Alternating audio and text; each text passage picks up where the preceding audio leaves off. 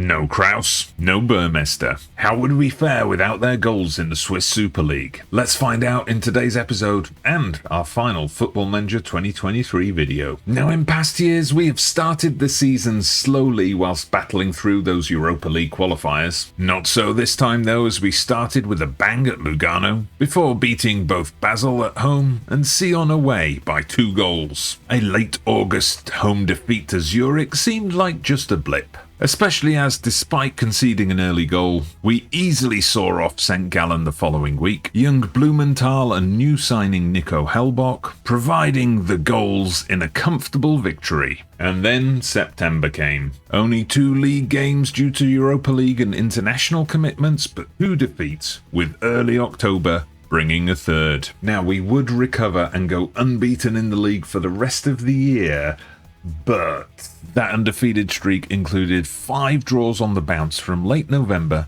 until the start of the winter break. Sure, that was preceded by a mini win streak, but it left us far from where we wanted to be in the table. And now you see why we went shopping for more attacking talent in January. Inconsistency was the name of the game once league play resumed, starting with a defeat to Young Boys. A defeat which meant our undefeated streak had suddenly turned into 6 games without a win. That was remedied against Lausanne in February with Bradley Fink's first goal for the club. We then had a match of the season candidate against Grasshoppers, recovering from going behind very early on to open up an impressive 4-1 lead before we even got to the half-hour mark. Grasshoppers did then pull it back to 4-3, and this was all before half-time. A calmer second half prevailed and Al-Bakir made sure of the win. That was more like it. And then, of course, we lost our final 2 games of the regular season. We did manage to take 3rd in the overall table, but found ourselves a whopping 22 points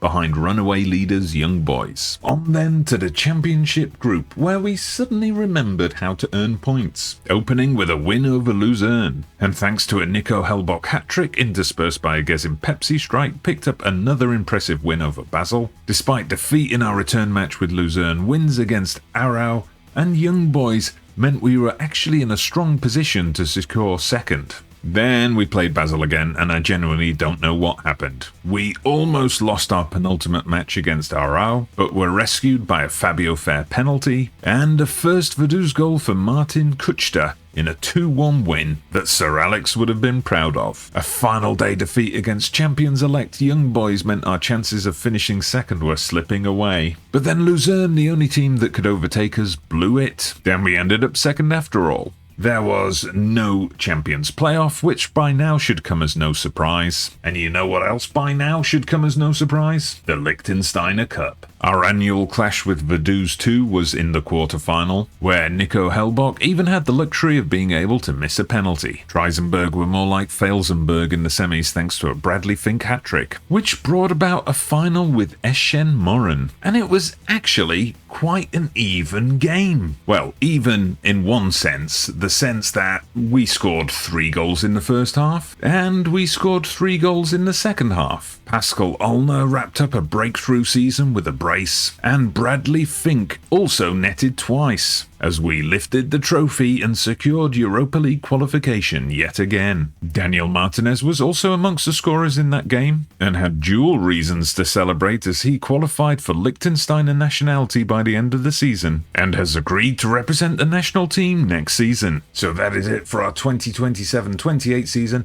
and for our ride on Football Manager 2023. The next episode will be brought to you on FM24 thanks to the new save converter, so catch up with that new game action right here.